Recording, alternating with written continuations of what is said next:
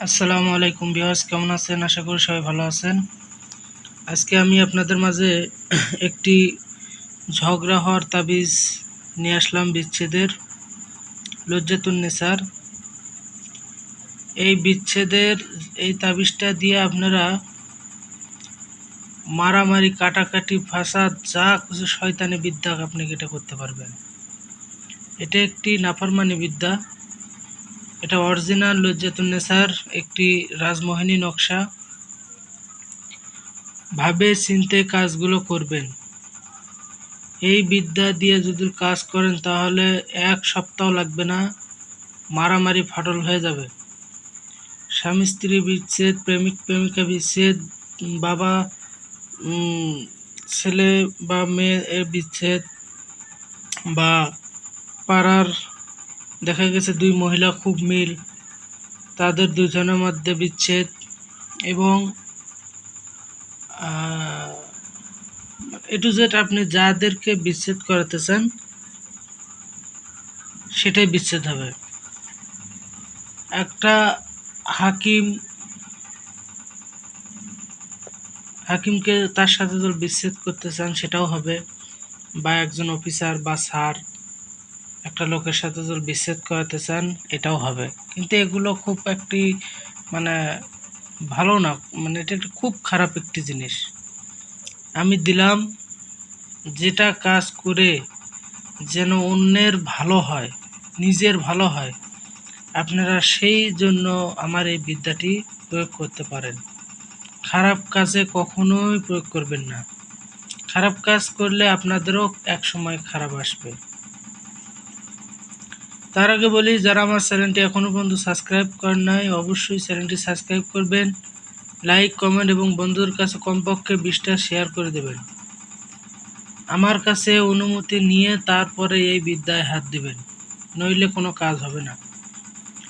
যারা আমার ভক্তবৃন্দ আছেন, শিষ্য সামন্ত যারা আছেন, তারা ডায়েরি বা একটা নোট করবেন।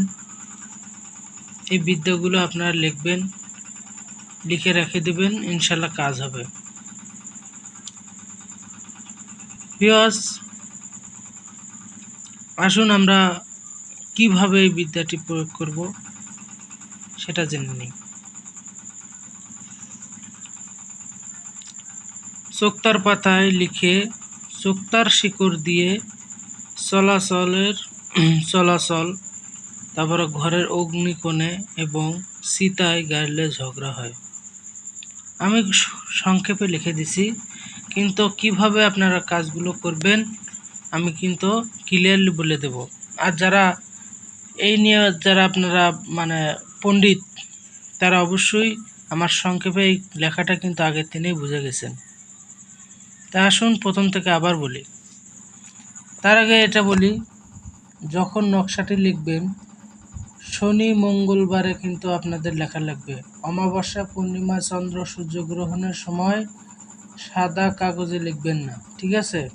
এখানে একটা নিয়ম আছে, সাদা কাগজে লিখবেন সেটা পরে, আমি সেটাও বলতেছি কখন লিখবেন, কিভাবে লিখবেন। যাকে দুঃখিত, যাকে বিচ্ছেদ করবেন তার নাম, তার বাবার নাম, আর যার সাথে মানে মানে ফাটল বাজাতে চান তার নাম, তার বাবার নাম। এখন মেয়ে হলে মায়ের নাম, ছেলে হলে পিতার নাম দিবেন। এখন স্বামী স্ত্রীর ক্ষেত্রে, ঠিক আছে, স্বামীর নাম, স্বামীর বাবার নাম, মেয়ের নাম, মেয়ের মায়ের নাম, এইভাবে দিবেন। আশা করি আমার কথাগুলো আপনারা বুঝতে পারতেছেন। চোক্তার পাতা, জঙ্গলে দেখবেন যে পাতা খুব চুলকায়। এখন চোক্তার পাতা না পাইলে যে পাতা খুব চুলকায় ওই পাতাতেই আপনারা লিখতে পারেন, কোনো সমস্যা নাই। এবং মানকচুর পাতা যদি শুকে পাতাটার উপর লেখেন তাহলে কোনো সমস্যা নেই, অথবা সাদা কাগজেও আপনারা লিখতে পারবেন। এখন চোক্তার পাতা না থাকলে সাদা কাগজ লিখবেন, কোনো সমস্যা নাই, কিন্তু কাজটা একটু দেরি করে হবে। 7 দিনের জায়গায় 14 দিনের মাথাত হবে। তাহলে এখানে কি বলা আছে, সোক্তার পাতায় লিখে সোক্তার শিকড়। এখন আপনারা যদি সোক্তার পাতায় পান তাহলে কিন্তু সোক্তার শিকড় অবশ্যই আপনারা পাবেন। সোক্তার পাতা যদি না পারেন তাহলে তো শিকড় তো পাবেন না। তাহলে আপনারা সাদা কাগজে লিখে, এখানে লেখা আছে সোক্তার শিকড় দিয়ে চলাচল মানে ওই শত্রু মানে যে কাজে বাজাবে আর কি, তার বাড়ির চলাচলের পথে একটা গাড়বেন। যদি সাদা কাগজে লেখেন তাহলে আপনারা বানিয়াতি দোকানে যাবেন, যাইয়া বলবেন আমায় দুটো, এখানে কয়টা বলা আছে 1 2 3, 3টা একটু বেশি করে নাটার গোটা কিনবেন। নাটার গোটা কাঁঠালের বিচির মতন হয়ে থাকে, ভিতরে একটা গোটা আছে, মানে শব্দ হয়। এই গোটাটা খুব মানে একটা খারাপ গোটা, এটা ঝগড়ার গোটা বলে। এগুলো গোটা হচ্ছে আপনার কবিরাজি মানে প্যারালাইসিসের ইয়াগুলো কাজ করে তেল বানাতে। তো আমরা এতদূর না যাই, তো যখন সাদা কাগজে যদি ওর উপর বা সোক্তার পাতার ভিতরে যদি ওই নাটার গোটা দেন তাহলে তো আর কথাই নেই, দ্রুত কাজ হবে। যতক্ষণ পর্যন্ত ওই নাটার গোটা তোলে নেয় ততক্ষণ পর্যন্ত ওই বাড়ির অশান্তি লেগেই থাকবে। ওই শিকড় দিয়ে চলাচলের পথে আপনারা গাড়বেন ঘরের অগ্নিকোণ। ভাগ্যিস আমি দিক নির্ণয় করার জন্য আমি ভিডিওটা দিছিলাম। তো যারা, আমি একটা ভিডিও দিছি যে যারা তাবিজ কবজ মানে কোন দিক পুঁতবেন, এমনি এক জায়গায় পুঁতলে কোনো কাজ হবে না, একটা দিক নির্ণয় করে একটা আমি ভিডিও দিছি, ওটা অবশ্যই সবাই দেখবেন। কারণ ওটা দেখলেই আপনারা বুঝতে পারবেন যে অগ্নিকোণ কোথায়। পূবের বাম সাইডে, আপনি যদি পশ্চিম মুখ হন তাহলে আপনার বাম সাইডে হবে, মানে পূবের, মানে এটা যদি পূব হয় এটা পশ্চিম, এই পূবের এই কোণে হচ্ছে অগ্নিকোণ, ঠিক আছে।